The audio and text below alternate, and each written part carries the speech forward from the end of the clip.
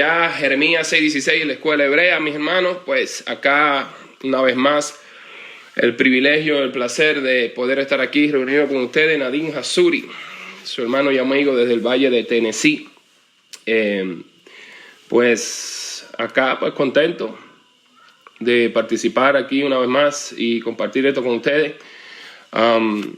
Solo le pido a mis hermanos que me tengan un poquito de paciencia con estos temas.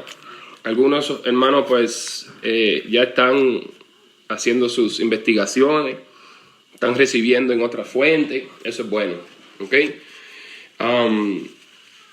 Solo tengan paciencia.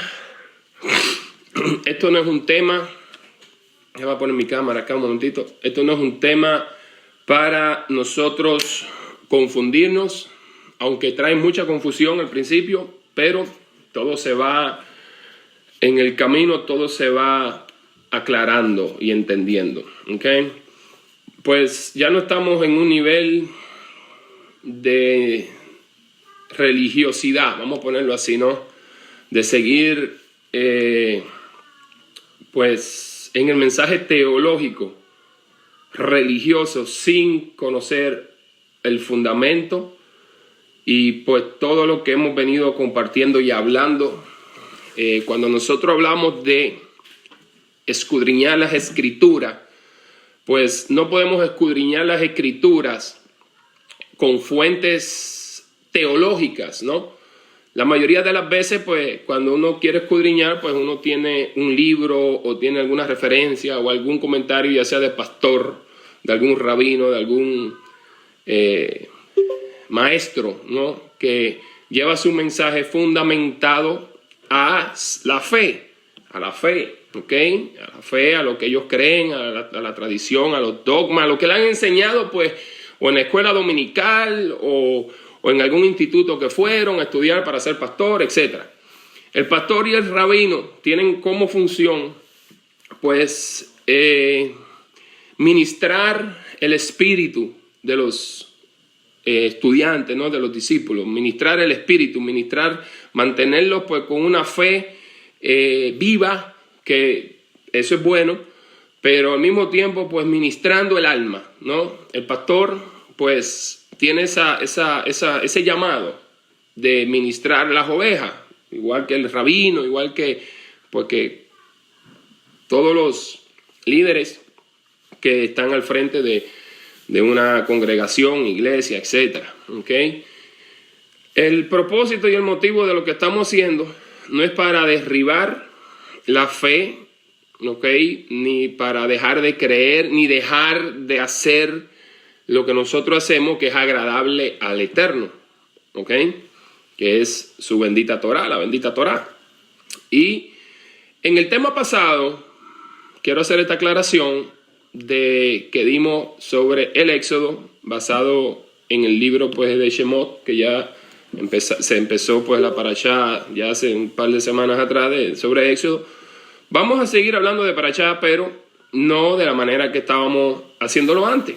Ahora vamos a hacerlo con un poco más de conocimiento, porque cuando nosotros, como les dije, cuando nosotros escudriñamos, tenemos que hacerlo con herramientas que sean verídicas, o sea, como les dije, no a través de información que ya viene pues de un contexto ya formulado bajo una teología, sino herramientas como lo es la historia, la filología, la arqueología, la lingüística, muchas formas extra bíblicas que nosotros tenemos y herramientas para poder entender y comprender las escrituras, ¿ok? Toda la Biblia es verdad. Todo lo que está escrito ahí es verdad. ¿Ok? Y es verdad en el sentido de que tiene una verdad en esas narraciones. No es lo mismo a algo que sea una verdad, que trae una verdad en sí, a que eso que está ahí leído, o que estamos leyendo, o que está escrito, sea veraz, sea verídico. ¿Ok? Entonces, la verdad nos da un mensaje. Ahora, de que eso sea real y verídico y que suceda como lo leemos, ya eso es otra cosa. Y eso es lo que nosotros estamos empezando a aprender y a descubrir para entender, ¿ok? Y cuando hablamos del tema de Éxodo, mucha gente pues entiendo pues que se pudieron sentir que la fe se le estaba derrumbando. Quizá pues dijeron, no, yo no creo eso, no recibo eso, eso no me convence. Pero usted tiene todas las herramientas que usted ya necesita para poder empezar usted también a estudiar y a descubrir todo esto, ¿ok? El Éxodo, como sale narrado, como sale ahí como tal en las Escrituras, en la Torá, no ocurrió de esa manera. Yo les expliqué a ustedes bien, pues, que sí, Moshe es un personaje mitológico, ¿ok? Ese Éxodo, como lo narra la Torá, no ocurrió así. Sí hay evidencias dentro de esa narración, dentro de esa historia, pues hay lugares verídicos, hay cosas que sí sucedieron, pues existía Egipto, los faraones, habían semitas, hebreos también en Egipto, pero no eran como esclavos. Hubieron varios éxodos, claro que sí, pero no de la manera que lo narran las Escrituras, porque eran esclavos y estaban bajo esclavitud y todo eso, no. Sino que eran éxodos de grupos que venían, iban a Egipto a trabajar un tiempo y después regresaban a su tierra. Y ahí es donde esa confederación de clanes que salió en algún momento de Egipto, en pequeños grupitos, y también pues ya los que estaban allí en la tierra de Canaán, son lo que hoy en día, pues esa parte que se llama Israel, fue una confederación de clanes que llegaron a esa tierra. Muchos estaban en esa tierra pues desde siempre, y eso es lo que es Israel hoy, ¿okay? Ya yo le expliqué que ellos tuvieron que, por la situación política que estaba pasando, sociopolítica, cultural y religiosa, pues ahí es donde nace pues la Torá, que de eso vamos a ver un poquito también hoy. Pero hoy el tema, vamos a hablar de algunas cositas que nos van a nosotros a abrir más el camino para entender nuestra fe. También me hicieron otra pregunta, que entonces si esto es así, pues como yo lo estoy planteando, entonces que si las Escrituras no son pues lo que creemos que son, que la palabra infalible del Eterno, que esa es la palabra de Dios y lo que está ahí, no es así. Eso lo tenemos que entender, que la Biblia no nació como un libro sagrado. La Biblia nació como un libro pues que era parte de la cultura judía, israelita, que con el tiempo el libro lo hicieron un libro sagrado, pero no nació libro sagrado, no es la palabra directa del Eterno que llamó a estos hombres y le dijo, haz esto, haz lo otro. Eso no es así como a nosotros nos han enseñado. Entonces, pero eso tampoco puede ser un motivo para que usted deje de creer, porque si efectivamente podemos ver en todo esto y en la misma historia que el Eterno pues permitió y dejó que todo esto sucediera para que Él pudiera ser conocido como Él quería hacerlo, porque el Eterno siempre se ha manifestado a nuestras vidas. Que ahora tenemos pues unos libros que le llamamos Biblia, donde decimos que es la palabra del Eterno, pues en parte tiene fundamento. ¿Por qué? Porque de alguna forma u otra, pues esa es nuestra guía para nosotros acercarnos a Él. Y es lo que Él permitió que Israel tuviera para conocer al único y verdadero Creador, que siempre ha estado con la humanidad. Eso es algo que ustedes tienen. O sea, el Eterno no apareció en la película cuando la Biblia se escribe. ¿Ok? El Eterno ha sido del Eterno siempre. Antes de que existiera Israel, antes de que existiera nada de lo que nosotros conocemos como fe, el Eterno siempre ha sido nuestro Creador. En todas las naciones, en todas las culturas, Él ha querido manifestársele al hombre, ¿ok?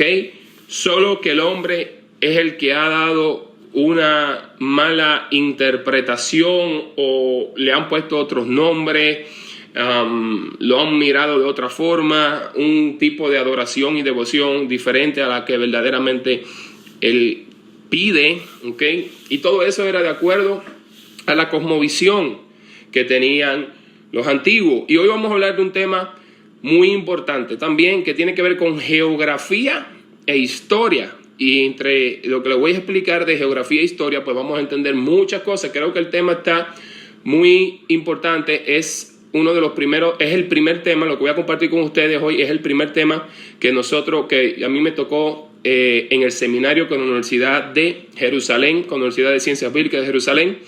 Y a mí me ayudó muchísimo esto a entender muchas cosas que quizás a ustedes también les va a ayudar si usted viene con un corazón dispuesto, con una mente abierta, sin fundamentalismos, sin buscar a ver qué es lo que voy a decir para decir que estoy equivocado o no. Ya eso dejémoslo a los grupos dogmáticos religiosos. Yo creo que ya aquí ninguno de nosotros pues, somos tan religiosos para no poder abrir nuestro corazón y entender esto. Y vuelvo y se lo repito y se lo recalco, ¿ok? Yo creo en Hashem, yo creo en Yeshua y yo creo en la Torah.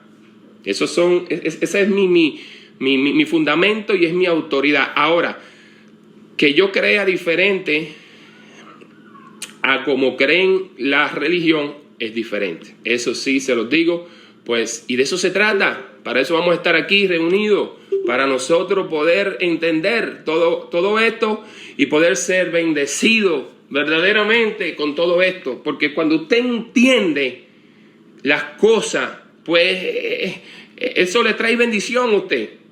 Eso le trae bendición a usted, ¿ok? Entonces de eso se trata todo, de entender, mis hermanos, y dejarnos de tanta religiosidad. Otro punto que quiero también tocar, déjame ver las notas. Es que otra cosa. Aquí yo tengo toda una colección de libros. Este es El origen y persistencia del judaísmo, los 4 tomos. ¿Ok? Aquí tengo introducción a la Biblia hebrea. Tengo monoteísmo y poder. Los mitos hebreos. Tengo la Biblia sin mitos. ¿Ok? Tengo todos los libros, pues, de estudios profesionales. A muchos de estos autores sí los conozco porque son mis maestros, ¿ok? Son maestros que he tenido el placer, pues, de conocerlos a través, así como ustedes me conocen a mí de las redes sociales, así de programas que estudio con ellos online, pero no conozco sus vidas privadas. Y ya algunos hermanos me hicieron un comentario sobre Thomas Romer, ¿okay? Él es francés, pero parece que en su vida privada, él, como no es teólogo, como él no es religioso ni pertenece a ningún grupo de religión, pues él tiene una vida privada. Y tengo entendido que es homosexual, que es gay, y apoya pues la agenda LGBT. Y eso no puede ser un obstáculo para nosotros. No, pues, porque una cosa es su vida privada y otra cosa es su vida profesional. Y nosotros lo que estamos mirando en monoteísmo y poder es el trabajo profesional de investigación que él ha hecho. Y usted tiene pues que entender eso, que estos no son, muchos sí, algunos de ellos son rabinos, pero que ya están fuera del rabinato. Mire, este hombre, este es un gran maestro, Samuel Pagán, es un cura que dejó pues su carrera de cura ¿por qué? Porque empezó a entender estas ciencias y se dedicó completamente al estudio pues de las ciencias bíblicas, de la arqueología, la filología, etcétera, etcétera, y es uno de tantos autores. Si el hermano o el arqueólogo, el investigador, Romer, es homosexual, pues esa es su vida privada. Nosotros no tenemos nada que ver con eso. Nosotros simplemente estamos recibiendo la información investigativa que está ahí. Eso es como cuando yo estudié medicina, tenía muchos maestros y el que uno fuera gay A mí eso no me iba a afectar el que yo aprendiera lo que él me estaba enseñando de acuerdo a las ciencias médicas, ¿ok? Entonces tengan eso pendiente. Una cosa es la vida privada de estos hombres, una cosa es el trabajo profesional que ellos están haciendo. Y no somos quien para juzgar. Exacto, nosotros no somos quien para juzgar a nadie. Pero siempre yo sé que el celo por la fe siempre está ahí. Eso es bueno, pero hay que poner las cosas en una balanza. Estos no son pastores, no son teólogos, no son rabinos. Muchos sí lo son, otros no, otros son simplemente investigadores que son quizás ateos, no lo sé. Muchos de ellos, pues con el maestro que yo estudio, él tiene su fe. Lo que pasa es que él no habla de la fe porque ese no es su trabajo, hablar de la fe ni seguir hablando de los temas que se hablan dentro de las religiones, sino pues que su tema es diferente, y ese es lo que también nosotros estamos tratando de hacer aquí. Entonces, ¿qué más? La hermana Yamile me hizo esa pregunta, Yamile Ramírez, en base a Juan 10. Nosotros ahorita no estamos entrando en ningún tipo de análisis del Nuevo Testamento, aunque sí vamos a ir allí pronto, ¿ok? Pero de la misma manera que se escribió la Torá, como ya ustedes lo han venido descubriendo, con mitos, leyendas, con historias verdaderas, pero con nombres cambiados, personajes cambiados, cosas que cambian, ¿ok? Que le añaden y ponen y lo hacen pues más, una historia más magnífica. Pues así mismo el Nuevo Testamento fue escrito. No solamente eso, sino que más adelante fue interpolado por la doctrina católica romana. Entonces, si hay algo que yo tengo mucho cuidado ya desde hace un tiempo, es con el Nuevo Testamento. Nosotros no podemos fundamentar la fe en el Nuevo Testamento. Sí, es diferente a la Torá, ¿ok? Entonces, todo el filtro de nosotros es la Torá. Todo tiene que pasar por la Torá. Si la Torá no sostiene lo que el Nuevo Testamento sostiene, pues ahí hay un problema. Y ustedes deben de entender que el Nuevo Testamento es la Biblia cristiana y el Viejo Testamento es la Biblia hebrea. Nosotros tenemos dos religiones completamente diferentes en este libro, aunque nosotros ahora como mesiánicos o creyentes en Yeshua y Torá decimos que no, que es lo mismo. No, eso no es lo mismo. Son dos religiones muy diferentes que están ahí en ese libro. Y el Nuevo Testamento fue escrito por judíos, muchos de ellos ya helenizados, ¿ok? Otros ya creían en el mensaje de Yeshua y de eso empezaron a escribir. Muchas de las cosas que están escritas en el Nuevo Testamento no las dijo Yeshua, ni siquiera pues en la mente él tenía hablar esas cosas. Pero ahí están, ¿por qué? Porque es parte pues de todo lo que la iglesia, échamelo aquí mi amor, todo lo que la iglesia católica pues estructuró sobre la nueva religión, que fue un plagio pues de la fe hebrea. Fue tomado pues de la fe hebrea con la fe pagana que tenían los romanos. Y de ahí nace pues la nueva religión. Y mucho de lo que está escrito ahí pues tiene esa influencia. ¿Ok? Cuando Yeshua dijo, si le crees a Moisés, me creerán a mí, porque él escribió de mí, pues lo primero que hay que entender es que Moshe no fue un personaje real. Él es un personaje mítico, pero es un personaje que trae un mensaje poderosísimo y una verdad al pueblo de Israel. Que no sea veraz o verídico es otra cosa, pero hay una verdad en esas enseñanzas.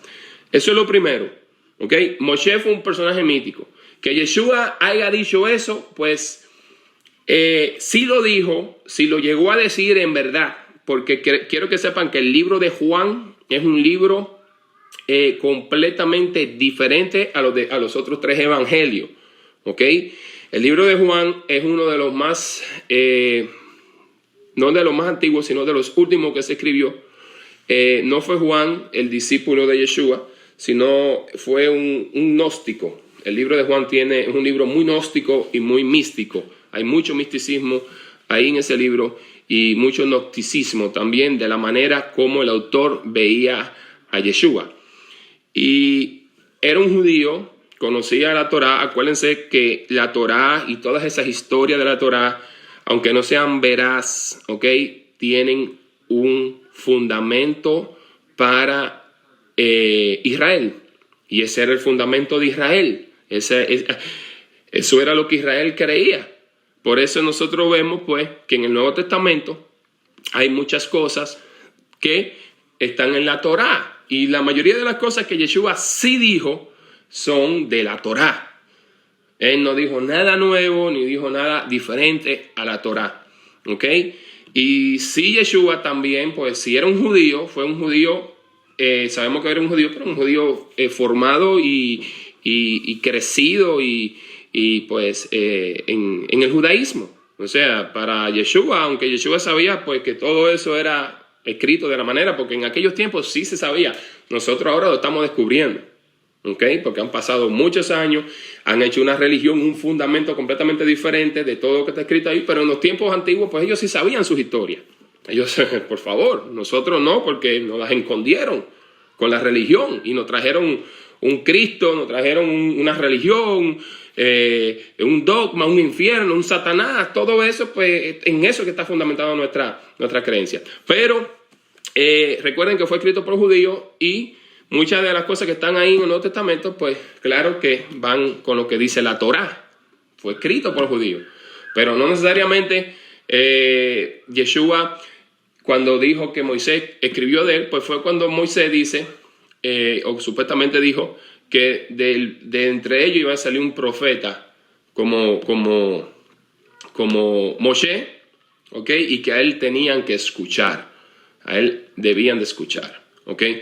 Eso, pues, yo se lo voy a ir explicando a medida que ustedes vayan entendiendo todo esto, de quién era ese profeta y a qué se refería ese profeta. Recuerden que cuando se escribió los libros de la Torá, eso se empezó a escribir dentro del exilio de Babilonia, ¿okay? Donde ya ellos empezaron a construir una religión, ¿okay? En base a lo que algunos profetas que sí existieron verdaderamente, pues llegaron allí a llevar un mensaje inspirado por la divinidad, que es el eterno Hashem. Y de ahí empieza, ya yo le he hecho todas estas historias, de ahí empieza a escribirse el libro de Deuteronomio. Antes del exilio nace la escuela deuteronomista y ya después dentro del exilio, ya en base a la escuela deuteronomista, se crea pues todo lo que es la Torá, se escribe todo lo que es la Torá. Ya estaban el libro de los jueces, estaban algunos libros, ¿no?, que ya ellos habían escrito, que son parte de la Torá, pero la Torá no estaba completa. Entonces, todo eso que ellos diseñaron, crearon y formularon en Babilonia es lo que fue su patrimonio y su confesión de fe, todo hasta hoy. ¿Ok? Y cuando llegamos al tema del Nuevo Testamento, pues entenderemos mejor, ¿ok? Y vuelvo y repito, no estamos negando la existencia histórica de Yeshua y el mensaje que él trajo a la humanidad. Ahora, el Yeshua que nosotros conocemos, como nos lo han presentado, no es ese Yeshua que nosotros hemos por mucho tiempo creído, ¿ok? Eso no nos quita a nosotros la salvación, no nos quita a nosotros el amor que tenemos por nuestro maestro, ¿ok? Simplemente pues nos ayuda a entender más. Si a usted esto lo debilita y usted empieza ahora con que, pues ya ¿para qué celebrar Shabbat? ¿Para qué celebrar fiestas? Pues entonces usted va a vivir su vida aparte del Eterno, porque el Eterno permitió la Torá que se conociera el mundo para que trajera bendición a todo aquel que la guardara y bienestar, ¿ok? Entonces tienen que tener eso muy, muy, muy claro. Una cosa es que entendamos la fe y otra cosa es negarla. Si usted ahora la niega, pues usted nunca se acercó al Padre por el motivo correcto, sino porque le metieron en la cabeza que se va para el infierno, que hay un diablo que lo va a destruir y vienen maldiciones sobre su vida, etcétera, etcétera, etcétera, y que si no hace esto, pues eso es religión, ¿Ok?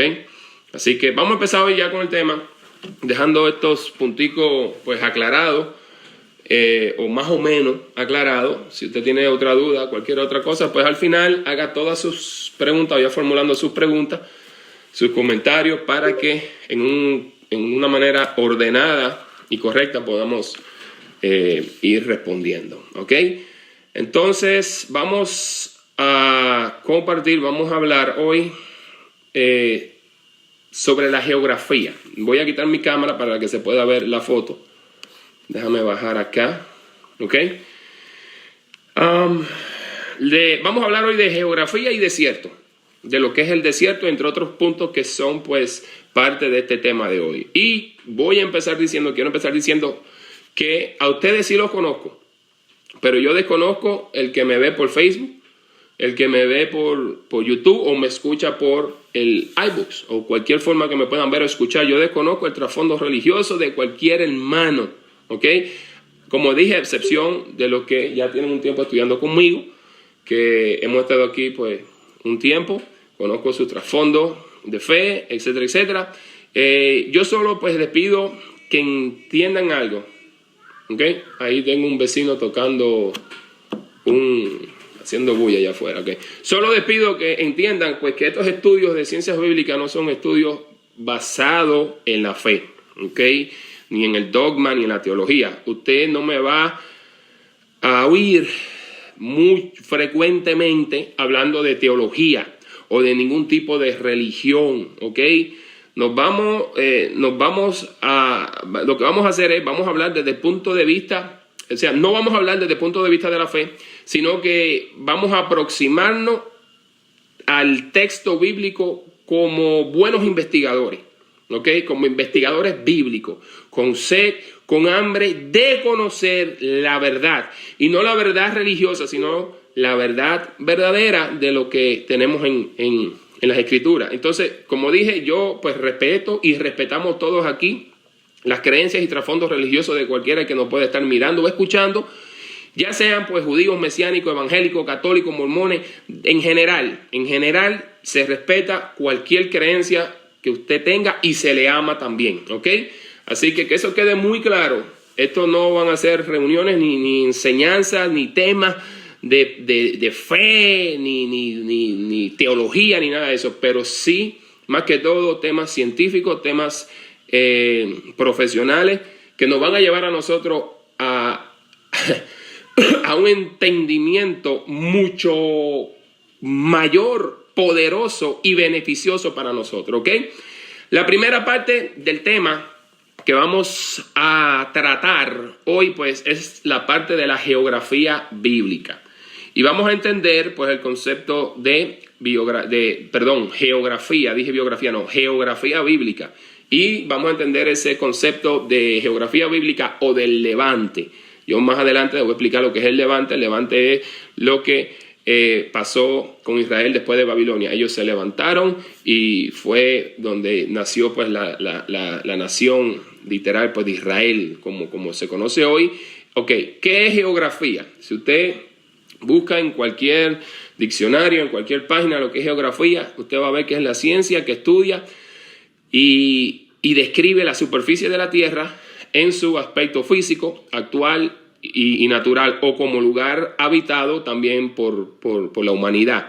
Y también es el conjunto de características, esto es muy importante, que conforman la realidad física y humana de una zona o de un territorio.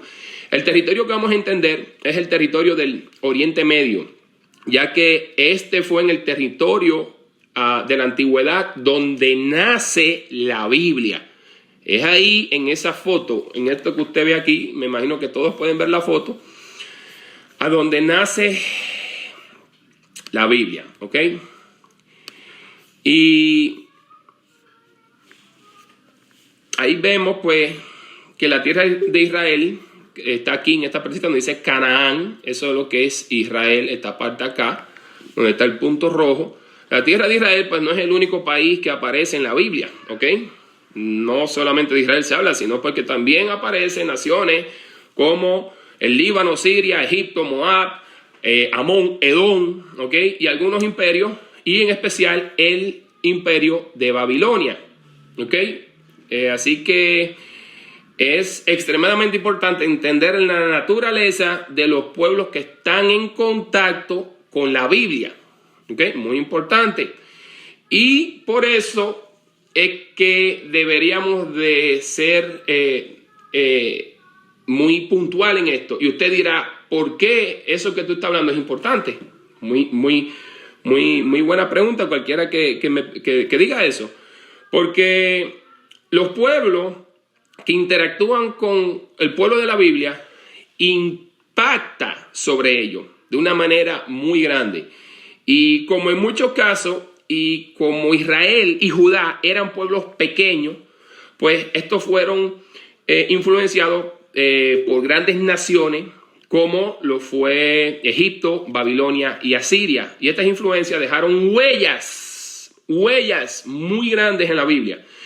Y por darle pues un ejemplo, de estas huellas, les voy a poner aquí, no quiero quitar esta foto, pero déjenme poner esta foto.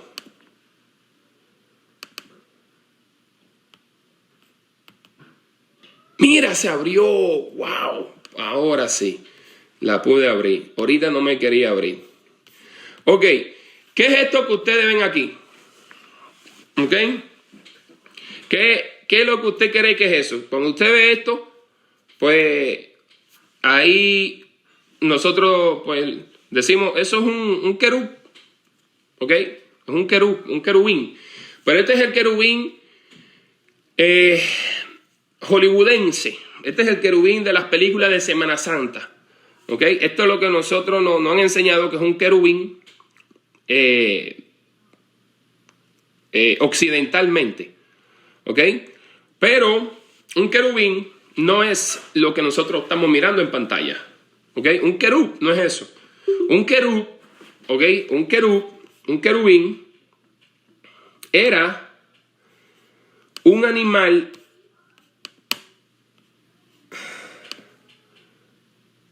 híbrido, como este que vemos aquí.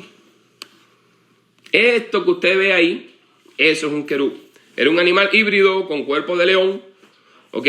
Tiene patas de toro, alas de águila y cabeza de hombre, que es lo que describe Ezequiel, ¿ok? Y eso es de la cultura asiria. Y esos eran los querub, o los querubín, que se usaban en el templo de Jerusalén, ¿ok? Y eran los querub también que estaban encima del arca. Esa arca que nosotros conocemos hoy con los dos querub arriba tapándose con las alas así como para adelante, ¿no? Formando una pirámide. Pues esos son querub occidentales, ¿ok? Ya dentro de, vamos a ponerlo así, pues dentro de una visión, pues por decir monoteísta o tipo Semana Santa, ¿no? Ni siquiera fueron los judíos, ¿ok? Cuando los judíos describen a los querub y a los ángeles, pues lo describen de esta manera. Esta visión la trajo, pues fue la Iglesia Católica, fue lo que empezó a pintar a los querubs así, de esa manera, tipo que parecen hombres, como nosotros, lo único que con alas, poderes, etcétera, etcétera. Pero todo esto es esto con un querub, y esto es mitología también, ¿ok? Esto es mitología. Y por eso es que le dije que los pueblos que interactuaron con Israel y Judá impactaron grandemente sobre ellos. Y evidentemente pues también impactaron en las páginas de la Biblia en muchas cosas, ¿ok? Como en declaraciones de fe, en el uso de la iconografía o escultórica, que son las esculturas que podemos ver, como en el caso pues de los querubín, como podemos ver ahí, y en la forma y en formación de ideas, etcétera, etcétera. Y por eso es que es importante pues entender cuáles son los pueblos que rodeaban la Biblia, ¿ok? Y la Biblia no se escribió en otro planeta, ni bajó del cielo, ni nada de eso. Se escribió aquí y fue impactada por los pueblos vecinos que rodeaban a Israel, ¿ok? Esto es lo que es un querub. Ahí lo pueden ver. Déjenme ver qué más tengo por aquí. Ok. ¿Vieron la foto? Ok, vamos ahora a cerrarla. Ahí se la pongo la foto para que vean el querub. Eso es un querub. Eso es un querubín. Querubín es el plural. Querub es el singular. Mírenlo ahí. Casi siempre la cara que tenían era el del rey que gobernaba en ese momento. También los babilonios usaban estos querub en las entradas de sus templos y eran para infundir terror, miedo y ese tipo de cosas. ¿Ok? Déjame quitar la foto. Déjame quitar esta también y déjame dejar esta. Ok, quiero dejar esta ahí para que vean, puedan ver, y esta. Ok, estas dos, ¿se ven esas dos fotos ahí? ¿Ustedes pueden ver? ¿La pueden apreciar? ¿Alguien que me pueda ayudar, por favor, con el micrófono? Sí, hermano, sí sabe. Oh, un momento, ¿qué pasó aquí? Espérate.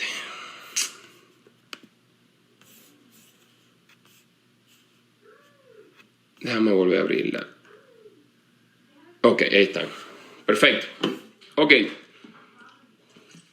La geografía es una ciencia autónoma y lo es en tanto pueda a nosotros proporcionar al estudiante de los textos bíblicos instrumentos académicos susceptibles de mejorar nuestra comprensión. ¿Ok? Y, o sea, en la geografía y todo lo que esta ofrece nos puede ayudar a comprender mejor la Biblia. Y ya sabemos, pues, qué es geografía como ciencia. ¿Ok? Ahora, ¿qué es geografía bíblica? Y es todo el conjunto de instrumentos académicos de análisis orientados a estudiar la Biblia. Los lugares en la mente humana, para que ustedes me entiendan, los lugares en la mente humana se asocian a experiencias subjetivas que están arraigadas en lo más profundo de nuestro ser. Generalmente, las experiencias que nosotros tenemos en la vida o los comentarios que nos llegan, lo que vemos, lo que escuchamos, pues van formando una idea en el subconsciente o en nuestra mente, como por ejemplo, alguien que una vez estuvo a punto de ahogarse o que esa persona o alguien que perdió algún familiar querido en el mar o en un río o en una piscina, en el mar, en cualquier parte, pues ya el mar o el río o ese lugar ya no va a hacer lo mismo para esa persona porque ya eso lo va a vincular a la tristeza y al sentido de pérdida. ¿Ok? Por favor, mis hermanos, ténganme cuidadito con los micrófonos porque todo esto se está grabando. ¿Ok? Entonces, esa persona, pues ya cuando ve el mar o ve el río o ve una piscina o algo, pues ya lo vincula a un sentido pues de tristeza o de pérdida.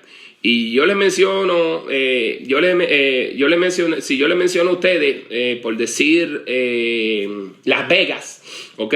Si yo digo ahora Las Vegas, ¿qué es lo primero que le viene a ustedes a su mente? La mayoría lo vinculan con vicios, prostitución, casino, porque eso es lo que generalmente hay allí. Y por lo tanto, pues los lugares tienen una asociación de ideas. Y si no entendemos que esto es parte intrínseca de las páginas de la Biblia, entonces vamos a tener un gran problema. ¿Ok? Yo nunca he estado en Las Vegas, pero cuando yo pienso en Las Vegas, pienso en esas cosas. Y les voy a decir el por qué. En la Biblia, los lugares se utilizan como referencia y no físicamente. Y ahí vamos a entrar ahora a un temita más adelante que tiene que ver con el desierto. ¿Ok? En la Biblia los lugares se utilizan como referencia y no físicamente necesariamente.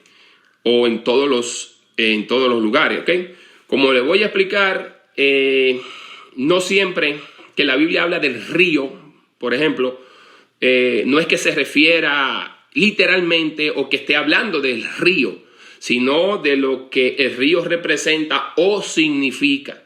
Y lo mismo pasa pues con montaña y con desiertos, entre otras muchas otras cosas más. Yo nunca, como dije, he estado en La Vega, pero la idea que tengo de ella es lo que escucho de ella o lo que veo en televisión.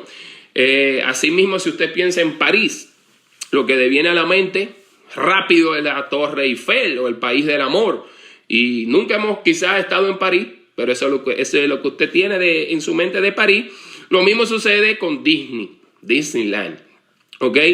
Lo primero que viene a usted a la mente es Pluto, Mickey Mouse, los castillos, las princesas, los juegos, eso de allí, de diversión que hay allí, etcétera, todo eso. Pero, ¿qué pasa cuando pensamos en Jerusalén? ¿Ok?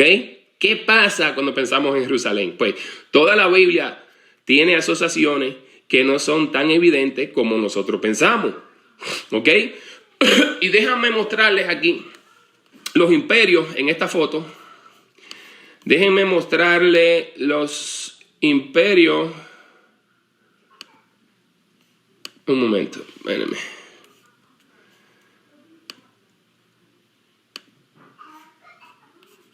No me sale. Ok. Acá. Ok. Aquí en la foto de los imperios, es importante, mis queridos hermanos, que sepamos que junto a Israel nacieron varios imperios. ¿Ok? Junto a Israel, que es esta partecita acá, ¿ves? Junto a esta parte aquí nacieron muchos imperios. El primer imperio, y en realidad la primera ciudad de la humanidad, ¿ok? Pues fue Sumer. Fue Sumer, ¿ok?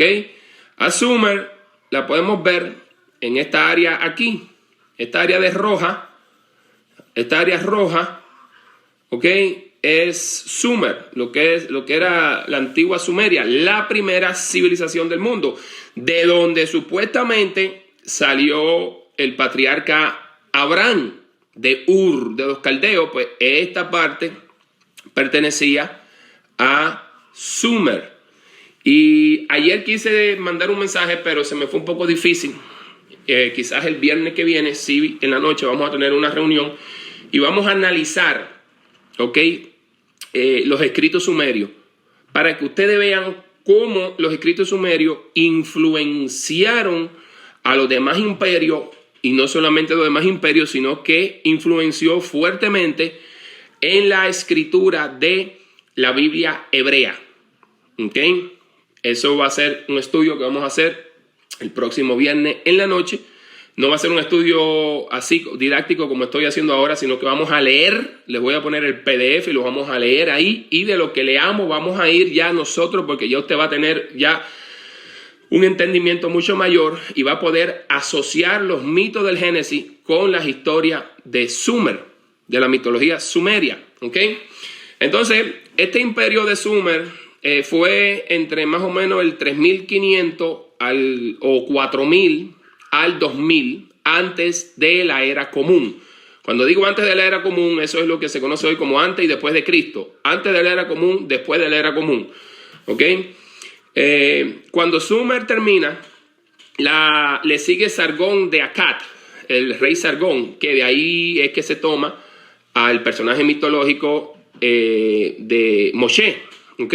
De Sargón, de ese rey, que nació, fue puesto en un río, de una relación prohibida, lo cogió una familia, se hizo rey de Acadia, etcétera, etcétera. De ahí pues viene esa historia, ya lo vimos la semana pasada. Y cuando Sumer termina, pues viene Acadia, Sargón de Akkad, que conquista Sumer en el 2300 antes de la era común. Luego, cuando Akkad empezó en un momento de debilidad política, pues ahí vemos que viene Babilonia.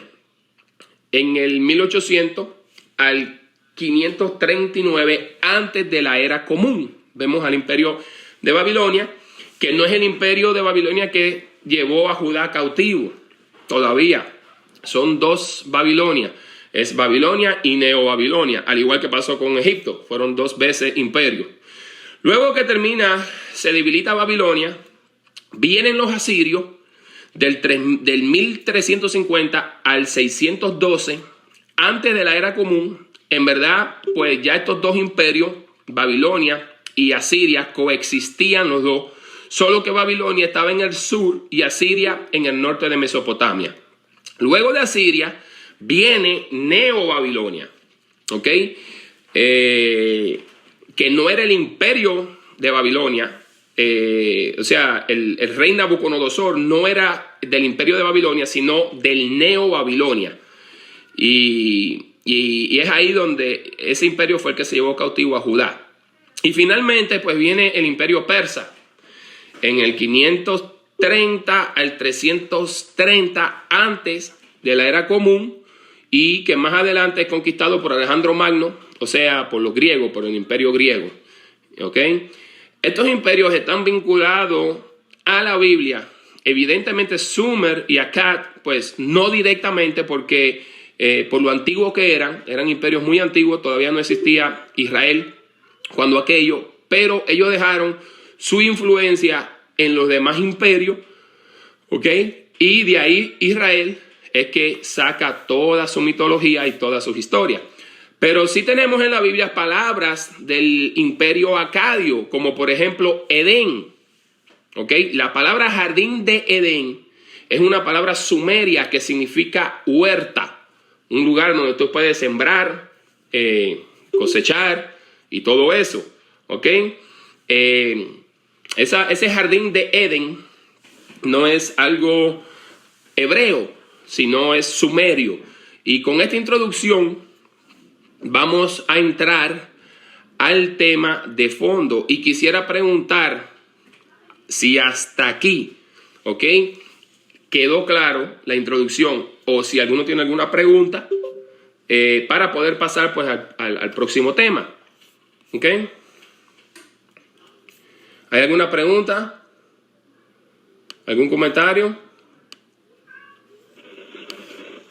Y me gustaría preguntarte sobre el querub que mostraste, que es híbrido.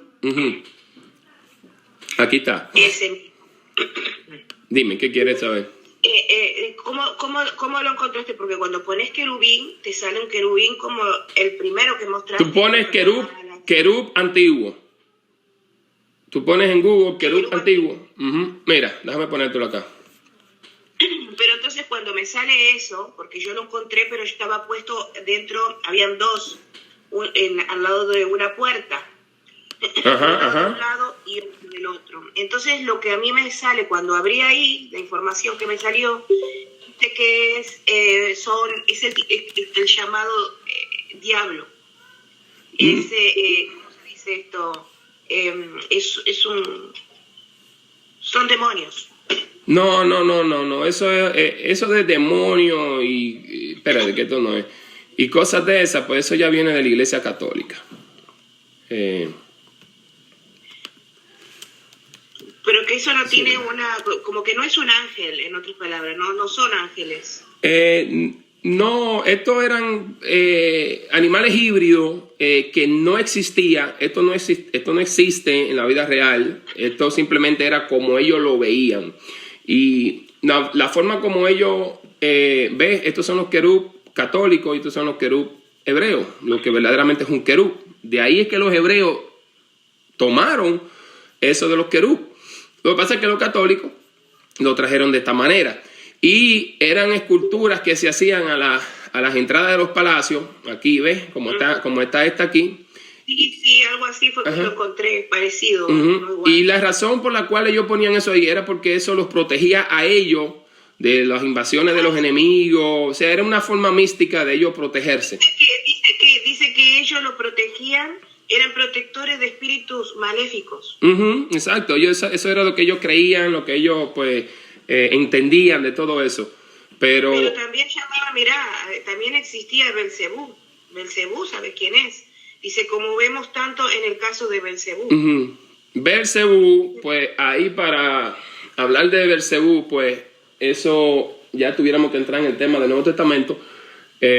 Belcebú, cuando leemos de Belcebú, no te vas a dar cuenta que no habla de una entidad espiritual. sino se estaba refiriendo cuando habla de Bersebú en las escrituras, que dice pues exactamente como que dice el verso, que él venía en nombre de Bersebú, ¿no? ¿Tienes el verso ahí para que lo leas? No, lo que encontré es un artículo en Google. Ok. Sí, es un artículo, no estoy con la Biblia. Muchas cosas que nosotros buscamos en Google como información, vas a encontrarte con un pastor, con un rabino, alguien... Bueno, pues, esto donde yo entré, no, porque es algo como que, no sé. Bueno, sí, tiene un nombre acá, un tal Mauricio Alejandro Ávila. No sé quién es, pero él fue el que escribió este artículo. Ya. Y hace un año lo escribió, o sea que no es tan viejito. Sí, pero bueno, de ahí que viene eso de los querub. Y no, yo le voy a mostrar ahora a ustedes otras cosas más, no solamente esto. Les voy a mostrar. Entonces la otra pregunta también me acordé ahora. Perdón que no quiero interrumpir, viste, solamente esto doy ya. Que tenga que ver con el principio de lo que estamos hablando ahora. Sí. Por ejemplo, al principio hablaste de la, ¿cómo se llama esto? Del Nuevo Testamento, por así decirlo. De los evangelios, de la parte de que habían cosas que eran creíbles y otras cosas que no eran creíbles sobre la vida de Yeshua. No creíbles. Sí. Hay cosas que sí son veraz, que sí son ciertas y otras que no. Por eso, creíbles y otras no. Es una cosa que uno cree, o que sí, que son ciertas, o que no son ciertas. Entonces, ¿cómo llegar a definir una cosa con la otra? Eso lo va a hacer el estudio filológico más adelante. Si me meto en ese tema me va a tirar muchas horas. Okay, está bien, vamos, eso lo vamos a entender. Yo primero estoy dando una introducción y una base de ciencias bíblicas para después entrar libro por libro. Lo que tengo en mi corazón es tratar de explicar cada libro, ¿ok? Cada libro, no voy a ir por cada historia, sino pues hablar del libro en general, de todo lo que está ahí y así hasta que lleguemos al Nuevo Testamento.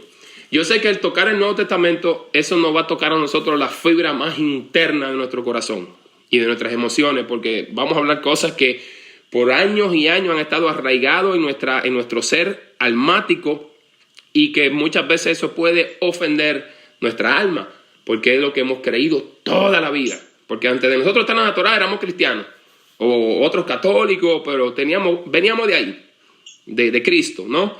Y allí, pues, nuestras vidas se transformaron, empezamos a ser mejores personas, etcétera, etcétera. Y cuando nos dicen cosas que tienen que ver, pues, con la fe cristiana o la fe del Nuevo Testamento, pues muchas veces tienden a pararnos los pelos de punta. Por eso estamos empezando por aquí para después ir allá. Pero vuelvo y repito, tampoco eso es para nosotros derrumbarnos en la fe ni negar nada. No, eso sería una estupidez. Nosotros seguimos la fe, pero con una fe ahora inteligente, sabia, ¿ok? No una fe religiosa, fofa, creyendo todo lo que dicen por ahí. No estoy de acuerdo con algunos hermanos que están enseñando ciencias bíblicas, pero siguen empujando doctrinas cristianas y dogmas cristianos. No podemos seguir haciendo eso. Si vamos a hablar, tenemos que hablar pues a calzón quitado y que el Eterno se nos manifieste y se nos muestre a nosotros cómo verdaderamente son las cosas. Y el estudiar todas estas cosas que vamos a estar estudiando nos va a llevar a nosotros pues a entender también mejor el Nuevo Testamento, porque hay verdades, en el Nuevo Testamento hay verdades, pero están mezcladas. Hay que saber sacar. Por eso vamos a estudiar el libro de los Sumerios, vamos a estudiar otros libros también de otras culturas que nos hablan casi las mismas cosas del Nuevo Testamento, pero de otra manera.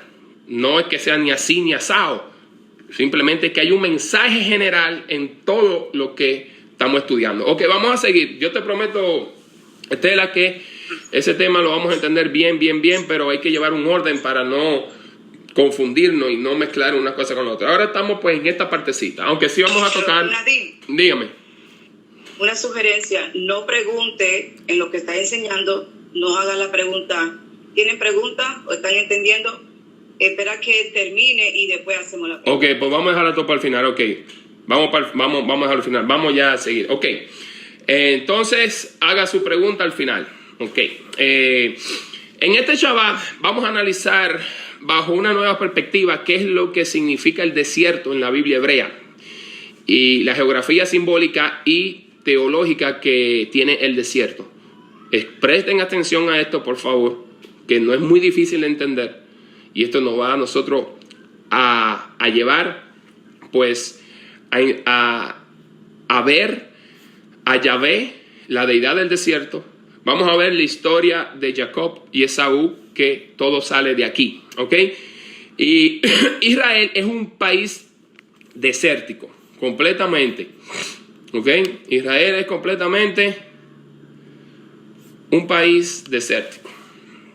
Esto es lo que es el desierto de Judea, ¿ok? Y lo fue en la antigüedad y hoy hoy en día pues la brillante tecnología que ellos tienen en Israel pues ha permitido que el desierto florezca en su gran parte. Incluso pues pueden sembrar frutas tropicales generando un microclima, una manipulación del clima para que nazcan papayas, piñas, etcétera. Frutas que no son originarias de allí, pues allí en el desierto crecen flores de todo y eso es una tecnología con manipulación climática que ellos tienen para que todo eso pueda suceder. Y en la época de la Biblia, esto no se podía hacer. El reino de Judá era un reino que el 95% es desierto, o es un reino, es una nación, pues el área de Judá, no de Israel completo, sino lo que es el área de Judá. Una cosa es el reino de Judá, que es el sur, y el norte. El norte era muy diferente, estoy hablando del sur, ¿ok? A donde se origina también el epicentro de las historias pues, que rodean a la Torá, ¿ok? Aunque la Torá se originó en Babilonia, pero este es el epicentro. En el norte sí hay agua y vegetación, pero en el sur no. El sur se abastecía en épocas bíblicas recolectando aguas de lluvia y hoy por hoy todavía allí en esa parte llueve muy pocos mililitros al año caen de agua. Y también ellos sacaban el agua de los wadis. Los wadis pues es una especie de oasis que en hebreo se le llaman ayin, que significan ojos de agua. Y por eso es que a veces vemos pues, que este desierto de Judea no era un desierto completamente árido, como el desierto pues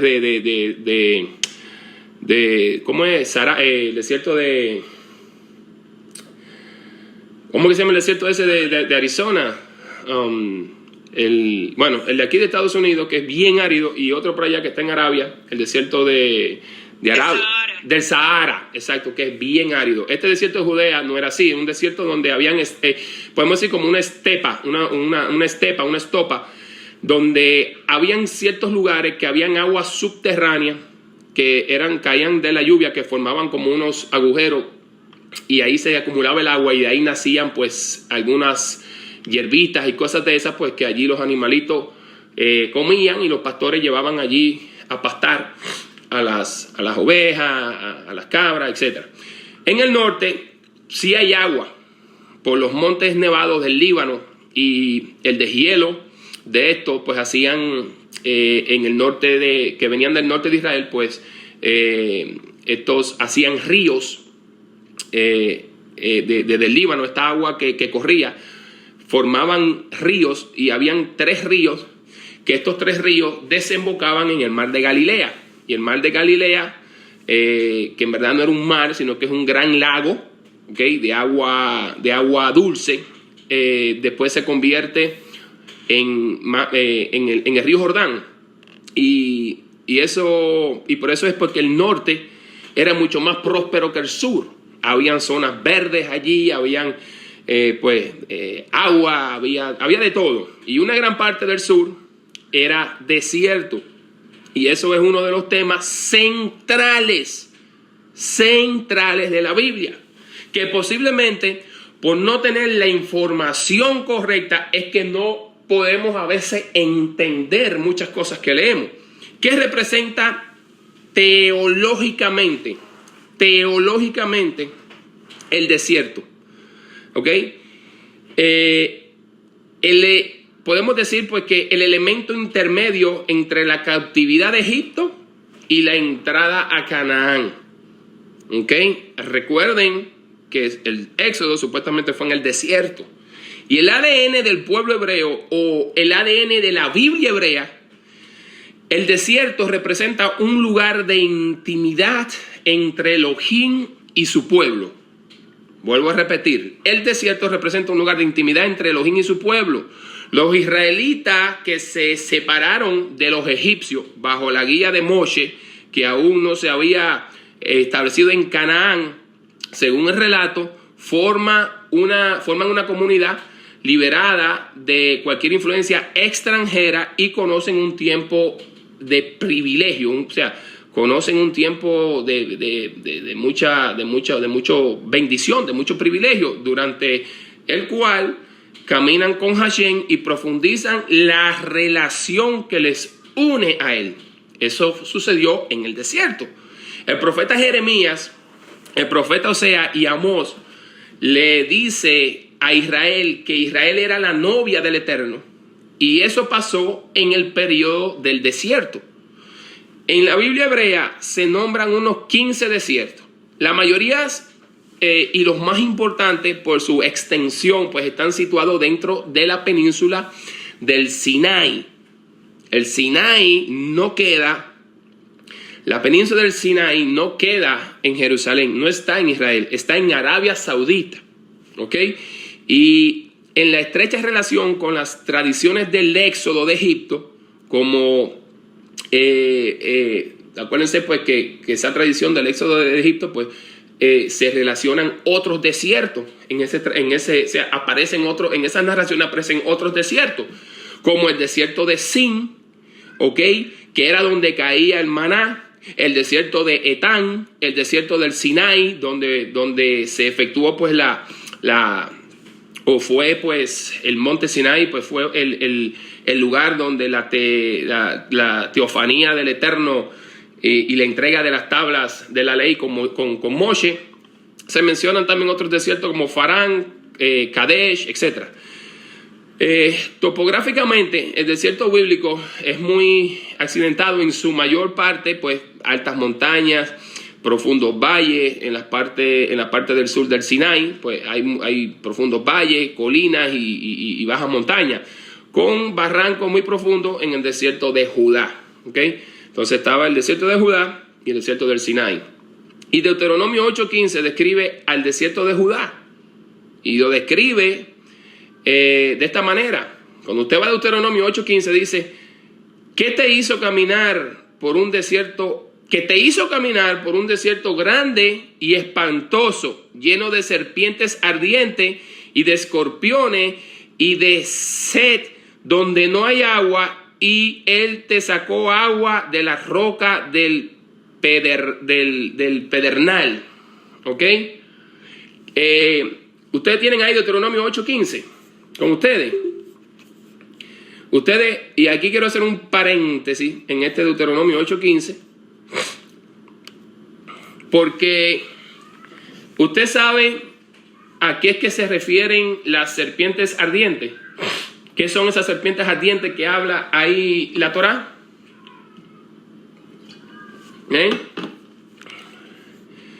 Esas serpientes ardientes ¿No son ángeles? ¿No son ángeles? Serafines. Los serafines. Me apagaron la luz. Déjame ver si puedo descargar la foto. Espérate. Ahí viene la foto. Tengo un internet un poquito lento. Déjame ver.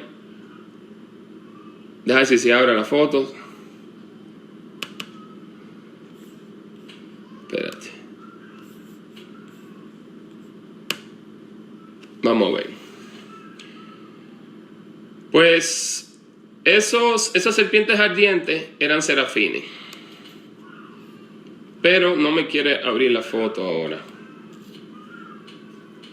No me quiere descargar. Déjenme ver algo. Déjame ver esta.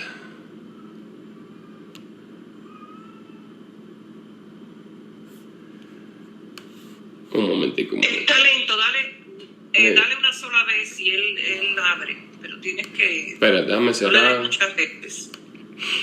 Sí, yo no sé. Hoy la computadora esta me amaneció. Ese es el internet, seguro, Sí. por las condiciones del tiempo. Vamos a ver si me vuelve a abrir, porque si no puedo poner la foto, entonces ahí...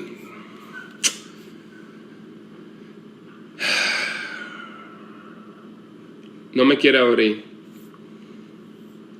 Pero quería hacer un paréntesis aquí con esto, bien bueno, para que entiendan qué son los serafines. Los serafines eran las serpientes, que no voy a hablar de la serpiente ahora, pero la serpiente verdaderamente no es mala en la Biblia. El que hizo de la serpiente mala en la Biblia fue Roma, que de ahí sacan a Satanás, le cambiaron el dragón, pero esa serpiente no significa lo que nosotros creemos que significa.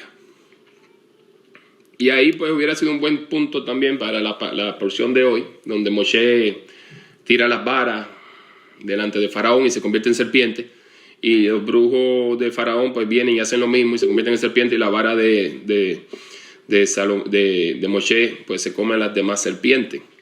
Y la serpiente era el dios de la sabiduría en la antigüedad. Por eso es que hoy ustedes ven muchos grupos que son pues ocultistas, masones, que adoran a la serpiente. Y es porque la serpiente es el dios de la sabiduría, era el dios de la sabiduría en la antigüedad. Y así aparece. Pero bueno, ahora no me quiere abrir la foto. Le quería enseñar lo que es un serafín. Ya le enseñé los querub. Estos son serafines, pero no me abre. Voy a tener que hacer algo aquí. Denme un momentico para yo cambiar el internet. Espérense. Déjenme un celular para darle internet a mi computadora. Dile a Naya que me dé el celular para compartir internet. Denme un minutico, mis hermanos. Estas cosas pues pasan. Qué bueno que no estamos en vivo. Pero voy a ponerle, a cambiar el internet de la computadora, porque si no me abren la foto, pues nos vamos a perder de lo bueno. Así que dame un minuto. No sé qué pasa con el wifi, pero no me está funcionando. Está funcionando, que yo no está usando. Pero en la computadora lo tengo débil. Necesito un cambio. Necesito hacer un share aquí. Espérenme un segundito, mis hermanos. Ya abrió. Ok. Baruch Hashem. Vamos a ver ahora si me quiere abrir la foto de... Ahí está, sí. Ok, ya estamos aquí. Ok, ahora sí se puede ver. ¿La pueden ver? Sí. Ok, eso que usted ve ahí es un serafín. Ok. Es un serafín. Eran los serafines antiguos. De ahí es que Israel pues toma también eso de los serafín. Okay, miren cómo eran. Esa era una serpiente, ¿ve? Eran como serpientes con alas. Serpientes de fuego. Como esta. Estos eran serafín. Esto que usted ve aquí eran serafines. La mala traducción le ponen dragones, pero no eran dragones, eran serpientes con alas de fuego. Eso eran los serafines. Que hoy, pues, cuando hablamos de serafín, pues entendemos esto. Esto es lo que nosotros vemos de un serafín. Creemos que un serafín es así. Pero los serafines son serpientes con alas, aladas y de fuego. ¿Ok? Entonces, ahí se los dejo. Eso era lo que yo entendía. Sí, ahí le dejo a los serafines. Conozcan a los serafines y vaya perdiéndole el miedo a la serpiente, que la serpiente tampoco es el diablo, ni Satanás, ni nada de eso. ¿Ok? Entonces, esas serpientes ardientes se refieren a los serafines. Mis hermanos, así son los serafines, son serpientes de fuego con pata. Lo que la Biblia mal traduce como dragón no es otra cosa que estos serafines que están aquí. La versión monoteísta de la Biblia lo describe de esta manera, ¿ok? De esta manera lo describe la versión monoteísta de la Biblia, con 6 alas, 2 que cubren su rostro, con 2 vuelan y con 2 tapan su cuerpo. Pero así es como se veían en verdad, así era como ellos lo veían. En otro momento pues hablaremos de la famosa serpiente, ¿ok? No vamos a dar cuenta pues que no es mala, ni representa al diablo ni a Satanás, como dicen en la religión cristiana. Ok, literalmente el versículo de Deuteronomio que acabamos de leer dice que no hay agua, que es un lugar hostil para la vida, no es un lugar placentero. Y Oseas 2, versículo 14 dice: he aquí que yo la traeré y la llevaré al desierto y hablaré en su corazón. Aquí dice supuestamente que el Eterno, ¿no?, que iría a enamorar nuevamente a Israel y que volvería a ser uno en el desierto. Apunte la cita, Oseas 2.14, ¿ok? Apunte la cita, Oseas 2.14. Por lo tanto, en la mentalidad de la Biblia hebrea, el desierto pues va a representar el lugar donde Israel convivió y tuvo intimidad con el Creador, ¿ok? Según Éxodo, no había agua, no había comida, se quejaban perpetuamente y ellos vivieron en dependencia de Hashem porque Él proveía. Pero para la Biblia, Elohim provee y acompaña en el desierto. Esa era la cosmovisión de Judá, de que Él provee, ¿ok?, y nos acompaña en el desierto. Y el desierto puede ser cualquier situación que usted esté pasando. No me voy a meter en el tema emocional ni ministrar el alma, pero sabemos que cuando pasamos por situaciones difíciles, el Padre provee y está con nosotros, ¿ok?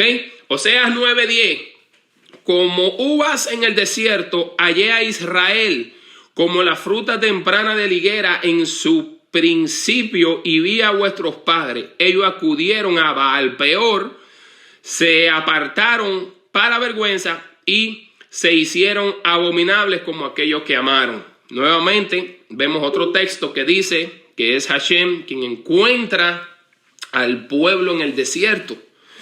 Y Jeremías 2:2 dice: anda y clama a los oídos de Jerusalén, diciendo: así ha dicho Yahvé, me he acordado de ti, de la fertilidad de tu juventud, del amor de tu desposorio, cuando andabas en pos de mí en el desierto, en tierra no sembrada. Ok, quiero traer una aclaración. Y la forma como nosotros, aquí ahora pues que mencioné el nombre vocalizado, sagrado del Eterno, dije Yahvé, pues la manera como nosotros usamos el nombre sagrado es un convencionalismo, ¿ok? Las 4 letras, Yud, Het, Hei, Bajei, son impronunciables, ¿ok? Las 4 letras del tetragramatón son impronunciables. Esa pronunciación se perdió por completo en Neobabilonia. Y es mentira que los judíos escondieron el nombre para no pronunciarlo como dicen por ahí. Ellos le llaman Hashem o Adonai. Y los cristianos dicen Jehová, los mesiánicos dicen Yahvé, Yahweh, Jehová, etc. Ninguna de esas formas es la correcta. Pero para no perder la fluidez al leer, les voy a mencionar como diga la versión que esté leyendo, o ya sea Yahvé, o etcétera, etcétera. Pero quiero dejar eso claro, y más adelante vamos a hacer un tema más profundo, que ya he venido trabajando en eso, sobre el tetragramatón, y nos vamos a dar cuenta que ese nombre no tiene pronunciación, y de la manera que lo pronunciaban los antiguos, pues ya eso se perdió, no se sabe. Eso pasó en Babilonia y imagínense, 70 años en Babilonia, pues ahí nacieron varias generaciones y evidentemente pues fueron perdiendo algunas cosas, y una de esas cosas pues fue la pronunciación del nombre. Ok, Qumran, el Qumran, muchos han oído hablar del Qumran, ¿no? Que Qumran es una pequeña ciudad que hicieron los sacerdotes en el desierto cuando salieron de la ciudad de Jerusalén en el 200 antes de la era común.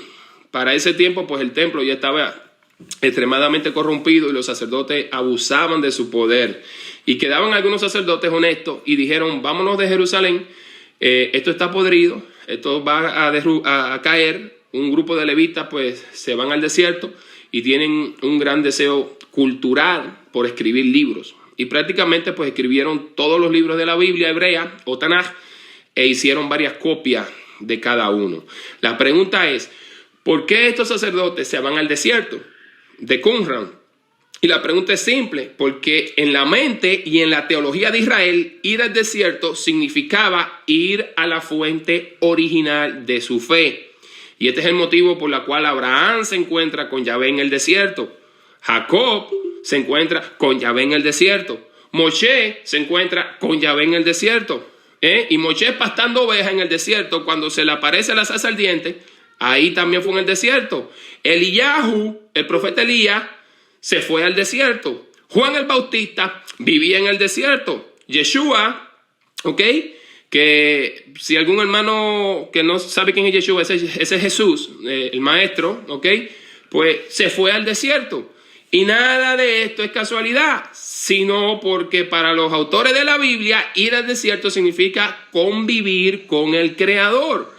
Y era regresar a lo más puro y principios de la fe que dio origen a Israel. Y es eso lo que significa el desierto en la Biblia. Y muchas de las veces que se menciona el desierto en la Biblia no es de manera física o literal, sino que volver al desierto es volver a las raíces de la fe. ¿Ok? Volver a las raíces de la fe. Y hay un verso que por favor búsquenlo, ustedes, ayúdenme, ustedes también con este verso, Isaías, y quiero analizar este versículo que creo que es muy importante, Isaías 43. Isaías 43. Y vamos a leerlo en una versión. Ay, el internet, espérame, no me va a abrir esto. Bueno, busque usted ahí una versión Reina Valera, una versión cristiana, y también trate de buscar una versión israelita nazarena o hebrea para que usted vea algo tremendísimo aquí. Mire cómo dice en una Biblia Reina Valera, Isaías 43, en una Biblia cristiana, dice, voz que clama en el desierto. 2 puntos, ¿verdad? Preparad camino a Yahvé, enderezad calzada en la soledad a nuestro Elohim. Pongamos atención a esto. Voz que clama en el desierto. 2 puntos. Es decir, lo que está diciendo es,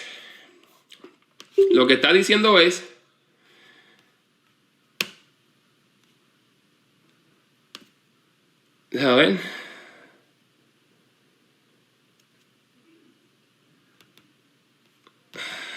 Ok, vamos a esperar que abra la foto para ponerle ahí de imagen. Ok, lo que está diciendo es,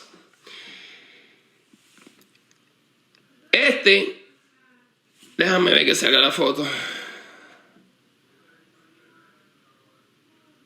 Ay, padre. Ok, déjame volver a intentar, espérate.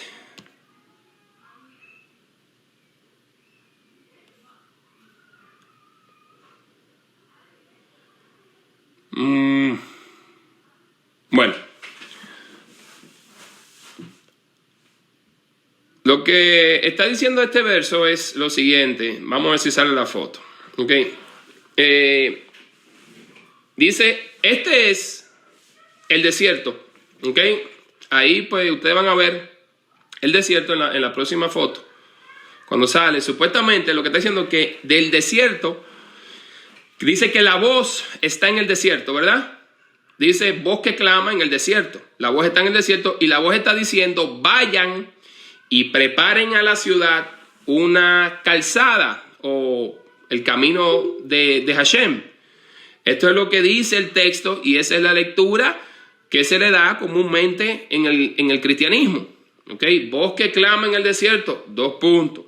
Pero este mismo texto en una versión hebrea se lee muy diferente. ¿Ok? Voy a tratar de que usted lo pueda... Déjame ver si lo puedo agrandar aquí.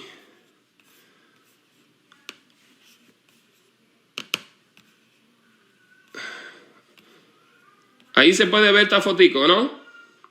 Supuestamente la Reina Valera dice que la voz está en el desierto, acá en el desierto, y que vayan a la ciudad. ¿Ok? Pero mire la BIN 2018, como dice, una voz proclama, 2 puntos, preparen en el desierto un camino para Yahvé, enderecen una carretera en la soledad para nuestro Elohim. En esta lectura, la voz está en la ciudad. ¿Ok? Como podemos ver aquí ya en esta parte de abajo, acá, la voz en la BIN, la voz está en la ciudad. ¿Ok? Y dicen, vayan al desierto. Y en el desierto preparen el camino de Yahvé. Y por eso es que los del Qumran se fueron al desierto. ¿Ok? Y por eso casi todos los personajes bíblicos se fueron al desierto, incluyendo a nuestro maestro Yeshua, a nuestro Salvador Yeshua, según el Nuevo Testamento. Y era porque el lugar donde habita la divinidad, ¿ok? El lugar donde habita la divinidad y donde fue la etapa de oro de la fe de Israel fue en el desierto. Y por eso es que el profeta dice, vayan al desierto y en el desierto preparen el camino. No es lo mismo a lo que dicen las Biblias hebreas, a lo que dice la Biblia cristiana. La Biblia cristiana dice exactamente lo mismo, pero a la inversa. Vean el original en el texto hebreo. Aquí se lo quiero poner.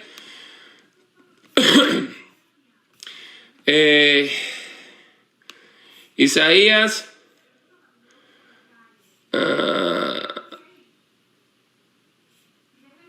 Isaías 40. Miren el original aquí en el texto hebreo. Versículo 3. Ahí está. ¿Ven? The voice of him who's cry. In the wilderness prepare you the way of the Lord. O sea, la voz que clama. Punto. En el desierto preparen el camino para el Señor. Okay. Make straight of the wilderness. O sea, dice, preparen en el desierto el camino para el eterno. ¿Ok? Mira aquí donde dice, Bat Mizbar, Panum Derek Yahvé Yesaharu Barba. Eso ahí está diciendo en la traducción, que yo no sé hebreo, pero lo estoy leyendo aquí, lo tengo en mis ojos. Tengo aquí las letras en hebrea, tengo la fonética y lo tengo en inglés. Y dice exactamente, este es el original. ¿Ok? Y dice cómo debe de decir. ¿Ok? No dice como dice la Reina Valera. Entonces, ahora déjame volver a cerrar aquí. Déjame ver si puedo abrir otra vez. Y pues seguir. Ok, en lo que abre eso, pues vamos a seguir. El profeta le está intentando decir a Israel que el único lugar no físico legítimo dentro de la teología bíblica para unirse con Yahvé es en el desierto. Y cuando se dice que alguien fue al desierto, no es que fue y caminó en un desierto físico. ¿Ok? Cuando se usa este término lingüístico de volver o ir al desierto, es que regresó a la fe original. ¿Ok? Tengan eso bien claro. Es que regresó a la fe original. ¿Ok? Aquí tengo otra vez el internet frisado. Ok. La lectura en la versión cristiana en Isaías 4:3 es una lectura muy inadecuada por un intento pues de acomodar las doctrinas del Nuevo Testamento. Lo que hizo fue pues torcer este versículo, por lo mismo que pasó con Miqueas, por querer poner a Yeshua ahí, ¿ok? Cuando no tiene nada que ver con eso. Ahora veamos Mateo 3, versículo 1 y versículo 2. En aquellos días vino Juan el Bautista predicando en el desierto de Judea y diciendo: arrepentidos porque el reino de los cielos se ha acercado.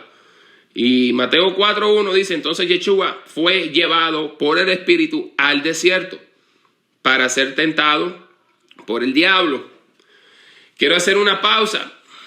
El análisis que estamos haciendo es en la Biblia hebrea, pero si bien es cierto que de la misma manera, como le dije a Estela al principio, que se escribió la Torá con tradiciones, leyendas y mitos, así mismo pues también se escribió el Nuevo Testamento. Y a su vez fue interpolado con las doctrinas de la Iglesia Católica Romana. Y es una literatura basada en un grupo de judíos que le dan un giro nuevo a su fe. ¿Ok? Más allá del tema de la fe, pues sigue siendo Judá, pero con otros criterios, lo que está en el Nuevo Testamento. Y si entendemos estos principios, vamos a entender el criterio de toda la Biblia. Y la teología del Nuevo Testamento o de la Biblia cristiana no se limita a la teología de la Biblia hebrea, sino pues que se proyecta a la teología del Nuevo Testamento. El mismo concepto de la Biblia hebrea es el mismo concepto de la Biblia cristiana, pero con dos interpretaciones completamente diferentes. Pero eso ya, como dije, más adelante lo vamos a estudiar. Entonces, para ir recapitulando y ya terminando, en la Biblia hebrea no necesariamente cuando se habla de desierto es que están en el desierto. Okay, la Biblia hebrea es muy simbólica, y en el caso de nuestro maestro Yeshua lo vemos que el autor de esa parte lo coloca en el desierto, y no cualquier cantidad de tiempo, sino 40 días. Para el autor es irrelevante si fue al desierto y se quedó 40 días. Y estos son códigos bíblicos que hoy nosotros no entendemos. Pero en aquellos tiempos sí se entendían. En primer lugar, el desierto significa intimidad con el Creador, intimidad con Hashem. Independientemente de la fe, para el autor es importante decir que Yeshua fue al desierto, ya que solo ahí era el único lugar donde Israel conocía íntimamente al Creador, sin importar si Yeshua estuvo físicamente o no estuvo físicamente en el desierto. Pero aquí el autor lo que está diciendo es que Yeshua estaba muy,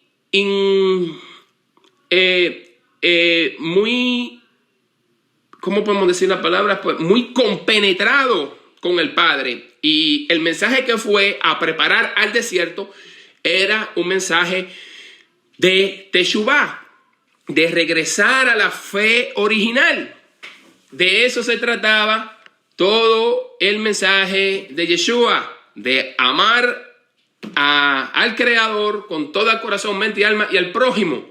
Ya ahí a eso se le añadieron muchísimas otras cosas más, y teologías y dogmas y tradiciones.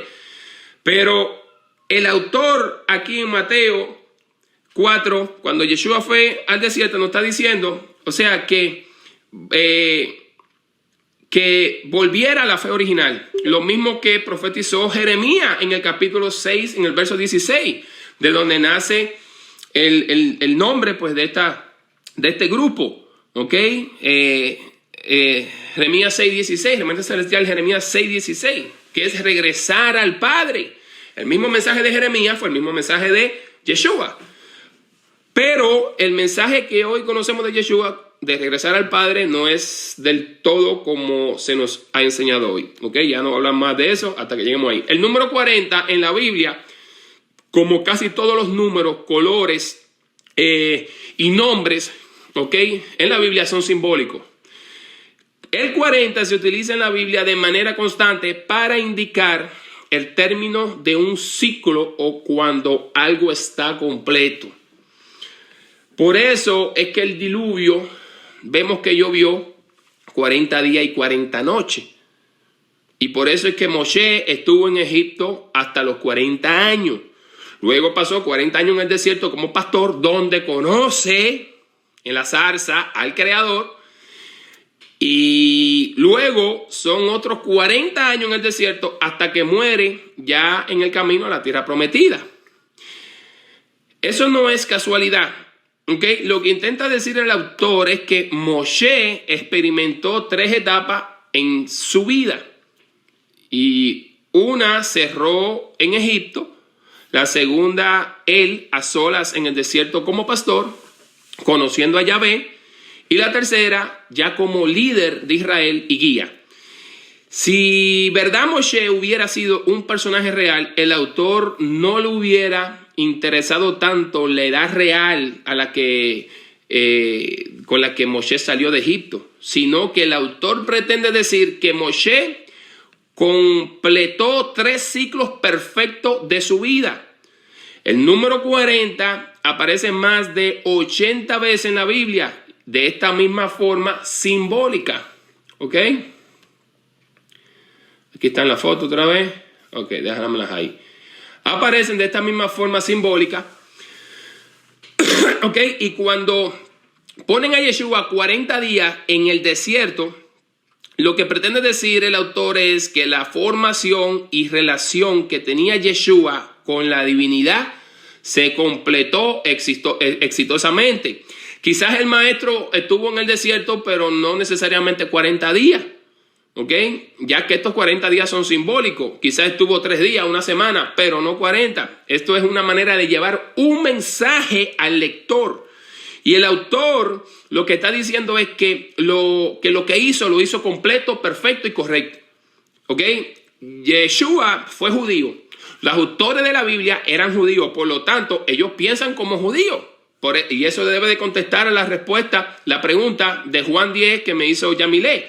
La estructura mental de Yeshua y los autores eran hebreos, no romanos ni occidentales, eran hebreos.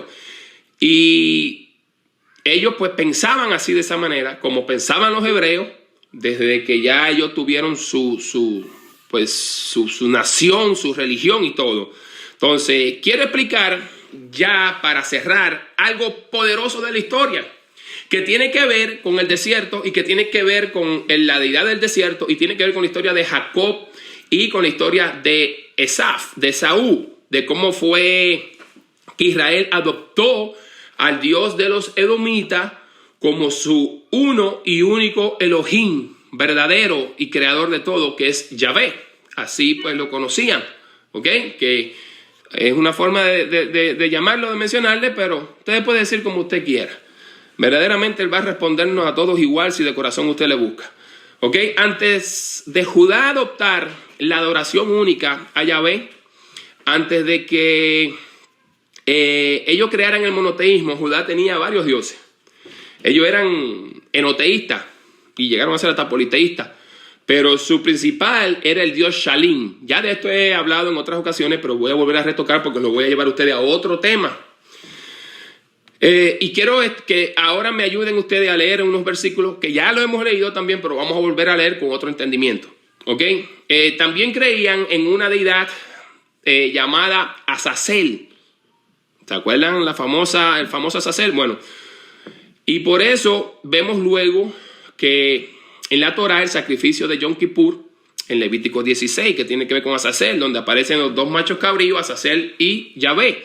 Y Yahvé era representado por un toro y Azazel era representado por una cabra. Azazel viene de la palabra hebrea es, que quiere decir cabra. Y es porque las cabras Tienen una enorme facilidad para poder subir colinas bien inclinadas en peñascos, en pequeños lugarcitos, pues no se caen, lo hacen con mucha facilidad. Y puedes ver que se suben hasta en árboles. A las cabras les gusta estar en los montes altos, y tanto en Israel como en la antigüedad pensaban que había un dios cabra. El dios cabra, que hoy es Baphomet para los masones, que también adoran ellos, pues era adorado en la antigüedad. Israel lo adoraba también, Israel lo veneraba. Ese es Baphomet, esa famosa imagen de una cabra que sale sentada con las manos así, pues ese era el dios cabra, ese es Azazel. También creían en el dios Pan. El dios Pan, mírenlo aquí. ¿Ok?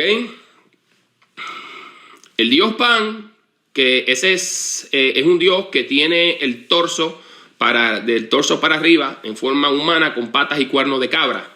¿Ok? Y ese era el dios del trigo.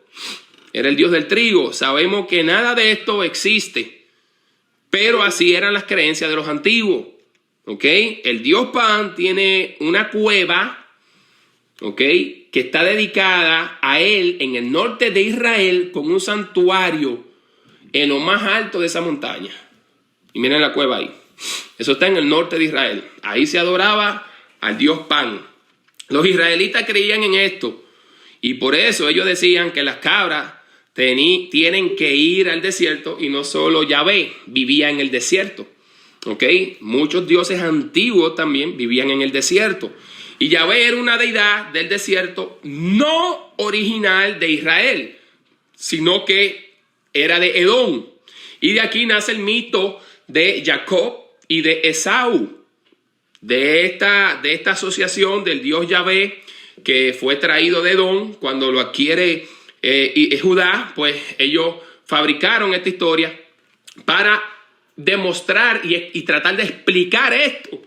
Por eso que esas historias no las podemos desechar. Eso es un mito. ¿Y cómo es eso ahora? No, usted va a entender por qué esas historias están ahí, porque son personajes ficticios, mitológicos, que no existieron, pero nos están enseñando una historia, y eso era legal hacerlo. Quizás para usted ahora esto suena ridículo y mentira, pero en aquellos tiempos no era así, era la manera de enseñar. Y todos los pueblos se creaban una historia, un origen que casi siempre era mitológico, que eran muchas cosas, pues sí verdaderas, pero con mitología, ya de eso hemos hablado, y ustedes tienen que entender los géneros literarios. Si usted no ha entendido los géneros literarios, pues yo le voy a compartir un libro que pues es este que tengo aquí, que se lo enseñé, que Introducción a la Biblia Hebrea. Ahí están todos los géneros literarios. Si usted tiene el libro de Introducción a la Biblia Hebrea de Samuel Pagán, pues usted va a entender esto. Ya yo hablé de esto un poquito, ¿ok? Yahvé era una deidad del desierto, no original de Israel, sino de Edom, ¿ok? La narración de Jacob y Esaú es una adaptación mitológica que lo que enseña es cómo fue que Israel adoptó la deidad de Edom para la creación del monoteísmo. Yahvé era el dios titular de Edom antes de ser de Israel. Y a través de la historia de Jacob y Esaú es que se traslada a Yahvé a Israel. Entonces, estas construcciones teológicas empezó en el exilio, y con esta explicación vamos a terminar la exposición de hoy, ¿ok? Voy a explicarle todo esto.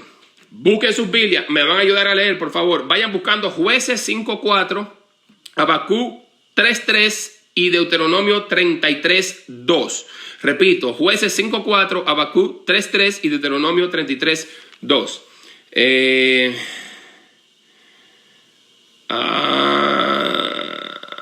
Déjenme ver. Sí, no quiero volver a tocar aquí la computadora porque tengo miedo que se me vuelva a frizar. Así que por favor búscalo usted para yo no ponerla ahí. Y el que lo tenga, pues abra su micrófono y ayúdame a leer, pero cuando yo le diga. Ok, ahora vamos a ver algo histórico, el cual lo convirtieron en mito. parte de la historia de Israel, que es lo que estamos hablando aquí, de cómo adquirieron a Yahvé como su deidad principal. Eso se convierte, y de ahí hicieron una historia mitológica, ¿ok?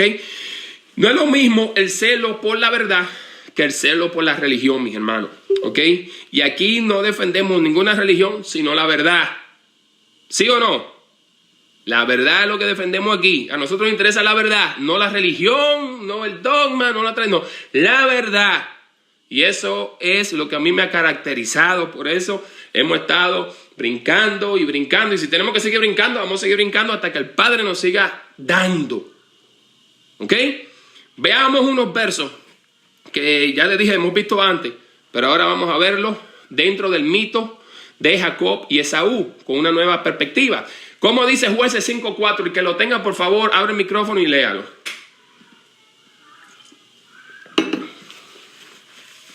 Señor, cuando saliste de Seir, cuando marchaste del campo de Edom, la tierra tembló. También cayeron gotas del cielo y las nubes destilaron agua. Ok. Usted debería de subrayar con un highlight, ok, ahí donde dice, cuando saliste de Seir, ok, cuando te manchaste de los campos de Sedón. Mire cómo dice, cuando saliste de Seir, oh Yahvé, cuando te marchaste de los campos de Edom, la tierra tembló. Ok, esta parte aquí se está refiriendo al Éxodo. Esta es la versión del Éxodo que construyeron en el exilio. ¿Ok? Este verso es la primera pieza de rompecabezas que nos dice que Yahvé viene de Edom. Y en algún momento se marcha de Edom para venir a Jerusalén. Y Habacuc 3:3 nos dice también algo. ¿Quién tiene Elohim viene de Temán, el santo del monte de Parán. Su majestad cubre el cielo, su esplendor llena la tierra. Temán o Teimán es la capital del reino de Edom. ¿Ok? Es la capital del reino de Edom. Y Deuteronomio 33:2, ¿cómo dice?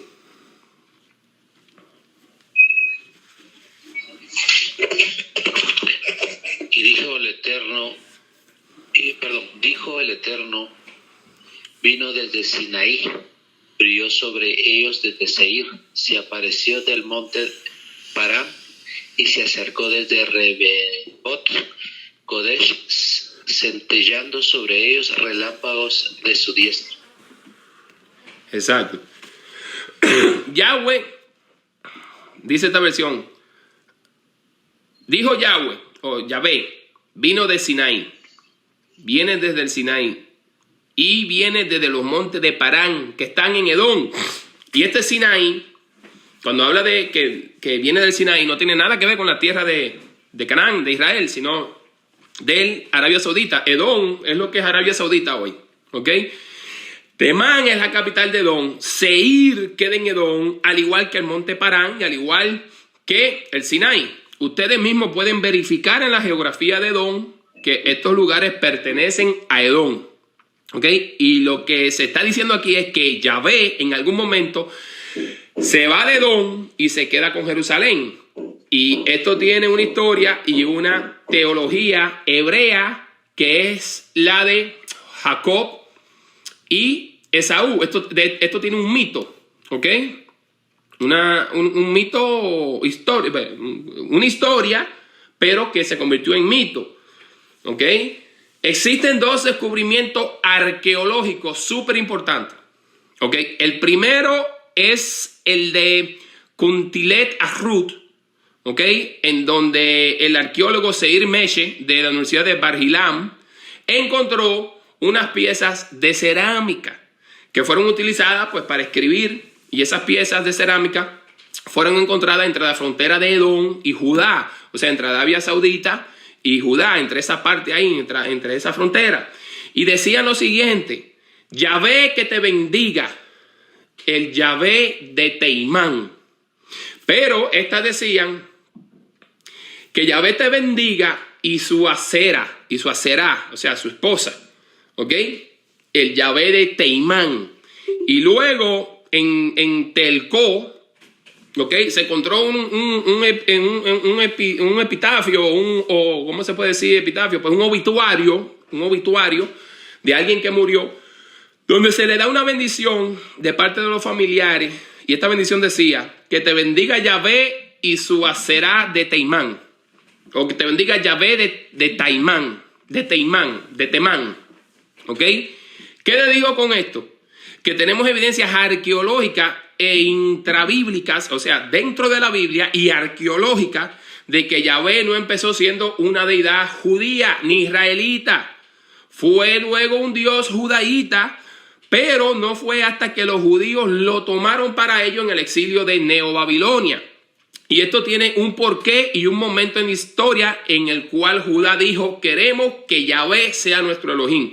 Y existe un momento histórico, un colapso social y un enorme problema geopolítico que genera este cambio. Y este problema geopolítico, ¿ok?, está en el libro de Abdías. Vayamos a Abdías, que es el profeta que trajo juicio contra Edom. Vayan buscando Abdías. Y el contexto del libro de Abdías es de la época del exilio también. Y Abdías él puede ver con sus propios ojos como Neobabilonia viene a Judá, mata a mucha gente y a otros se lo lleva cautivo. Y el único capítulo que tiene Abdías es el libro más chiquito de la Biblia, ¿ok? Y uno de los más ignorados también. Del verso 8 al 14, miren cómo dice: no haré que perezca en aquel día, dice, esto yo lo cogí de una Reina Valera, dice Jehová, no, dice Yahvé, los sabios de Edom y la prudencia del monte de Esau, y tus valientes, oh Temán, serán amedrentados, porque todo hombre será cortado del monte de Saúl por el estrago, por la injuria a tu hermano Jacob. Te cubrirá vergüenza y serás cortado para siempre. El día que estando tú delante, llevaba extraños cautivos su ejército, y extraños entraban por sus puertas y echaban suerte sobre Jerusalén. Tú también eras como uno de ellos. Pues no debiste de haber estado mirando en el día de tu hermano, en el día de su infortunio. No debiste haberte alejado de los hijos de Judá en el día en que se perdieron, ni debiste haberte jactado o burlado en el día de la angustia. No debiste haber entrado por la puerta de mi pueblo en el día de su quebrantamiento. No debiste haber mirado su mal en el día de su quebranto, ni haber echado mano a sus bienes en el día de su calamidad. Tampoco debiste haberte parado en las encrucijadas para matar a los que de ellos escapasen, ni debiste haber entregado a los que quedaban en el día de la angustia. Si no sabemos el contexto de esto, cuando lo leemos ni lo entendemos. Y muchos dicen que esto va a pasar en el futuro, que ese es el juicio de Edom, de los católicos, de los romanos, de los cristianos, que ellos son Edom, y ya tú sabes. Y que esto es un juicio que viene para ellos de parte del Eterno pronto. No, mis hermanos, ya esto sucedió, ya esto no tiene nada que ver con nada del futuro. Sucede que Edom y Judá tenían un pacto de vasallaje. Por alguna razón Edom cuidaba a Judá y Judá cuidaba también de Edom. Ellos eran bien unidos. Y eso lo vemos pues en varias guerras también de los reyes, en el libro de los reyes. Cuando Judá iba a la guerra, inmediatamente Edom salía adelante a defenderlo. Y la pregunta es ¿por qué? ¿Por qué? Y hoy nos dicen que Edom esto y lo otro. No entendemos esta historia. Y Judá pagaba impuesto a Edom y los edomitas le cuidaban. Pero ese no es el punto final. La situación es que Edom y Judá se cuidaban uno a otro como buenos hermanos. Y de aquí nace esa historia de los dos hermanos que nacen en el mismo vientre, ¿okay? De Rivka, que son Esaú y Jacob. Jacob y Esaú. Aunque la historia de Esaú y Jacob no es real, pero sí trata de describir esto que le estoy yo mencionando a ustedes. Eran dos pueblos que vivían como hermanos, unidos y se defendían unos a otros. Eran pueblos siameses, pueblos hermanos. Pero a diferencia de Judá, Edom era próspero, es próspero. ¿Ok? Recuerden lo que le mencioné antes en la situación de Judá y el desierto. ¿Ok?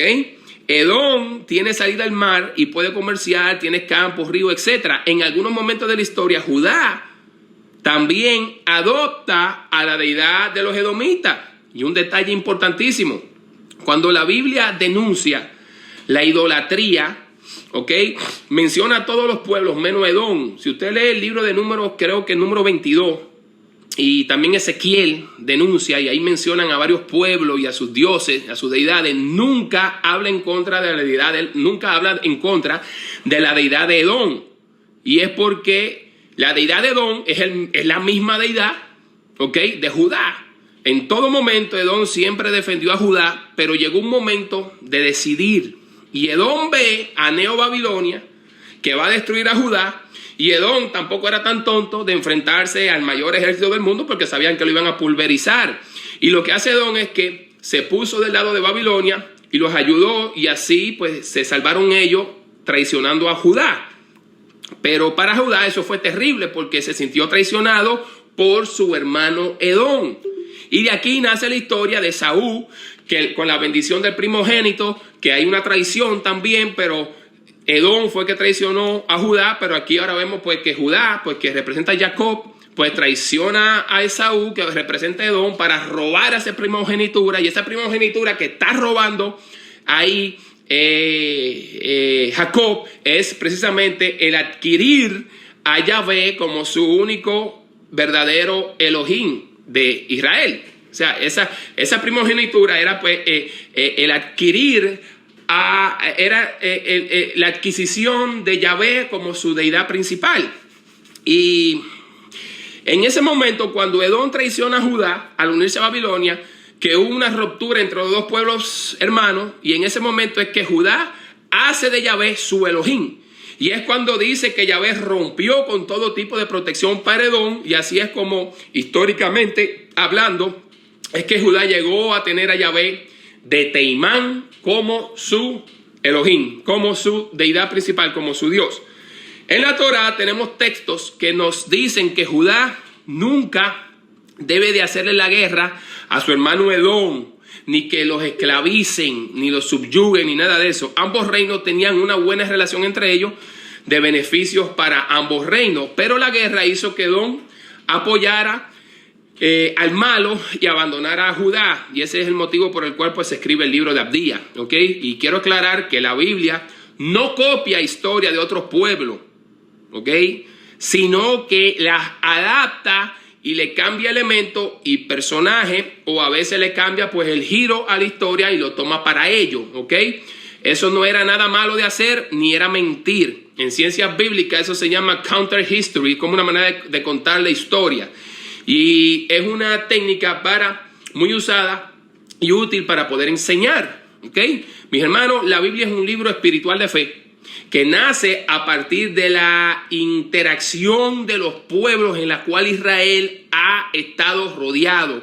Y mire esto, ya para terminar, sí, ya de verdad, ya sí para terminar. 2 Samuel 6:10, búsquelo ahí, 2 Samuel 6:10, y mire esto, qué interesante, mire esto, que este detalle cuando yo lo dije, wow, nunca yo había entendido esto, hasta que ahora, hasta que me enseñaron esto que yo estoy enseñando a ustedes. Mire, 2 Samuel 6:10. Y David no quiso trasladar el arca de Yahvé consigo a la ciudad de David, sino que la hizo llevar a casa de Obed-Edom, el hitita. Ahí dice Geteo, pero este era hitita. Es una mala traducción, es hitita. ¿Ok? Y el arca de Yahvé estuvo en casa de Obed-Edom 3 meses. Y bendijo a Yahvé a Obed-Edom y a toda su casa. Usted dirá, ¿y quién es Obed-Edom? ¿Usted sabe quién es Obed-Edom? Obed-Edom es un título, ¿ok? Es un título, y la palabra Obed en hebreo moderno significa siervo o trabajo. pero en el hebreo antiguo y en el arameo significa ser un sacerdote. Obed es un sacerdote, ¿ok? Obed Edom era un sacerdote de Edom, y esto es interesante. ¿Por qué crees que en vez de darle el arca a un sacerdote de Judá o un sacerdote levita, se le da a un sacerdote de Edom el arca? Porque David sabía que este sacerdote edomita adoraba a Yahvé también y sabía cómo tratar el arca y sabía los oficios religiosos de todo y todo lo demás que había que hacer. Mis hermanos, la Biblia está llena de estas evidencias de las que le estoy hablando. Recuerden que lo que necesitamos es entender y saber todas estas cosas para poder entender y decir, oh, mira. Entonces recuerden que en esta misma historia, ok, Usa, que era uno de los soldados que iban transportando el arca, ok, quiso sostener el arca porque se iba a caer y este cae muerto. Y es cuando lo llevan al arca sacerdotal de Edom. Es ahí cuando llevan esa arca a sacerdote de Edom, a Obed Edom, porque los que llevaban el arca no eran sacerdotes levitas, sino soldados. Y no sabían cómo tratar con el arca. Y mis hermanos, estos temas no son para derrumbar la fe de nadie, sino para entender nuestra fe y que usted deje de ser un títere de la religión y de las mismas emociones religiosas. O dígame, ¿hasta cuándo quieren seguir con lo mismo y con lo mismo y con lo mismo y con lo mismo? Shabbat tras Shabbat, leyendo y estudiando para allá y haciendo comentarios sin ni siquiera entendemos de qué se trata nada de eso, ni desconocemos el origen de todo eso, sin entender ni papa de lo que se trata la Biblia, de manera tradicional y no a partir de la investigación. Debemos de tener en cuenta que la Biblia no tiene un orden cronológico, ¿ok? Las historias no fueron escritas al momento de suceder los acontecimientos. No fue que cuando David mató a Goliat había alguien ahí escribiendo la historia y ahí mismo salió el libro. La Biblia hebrea se empezó a escribir en el 600 antes de la era común, pero tienen historia del año 1000 antes de la época común, como las historias de David, Salomón, etc. Y la mentalidad de muchos, la mentalidad que muchos teníamos de la Biblia viene de la escuela dominical, ¿ok? O de lo que enseñan en los púlpitos.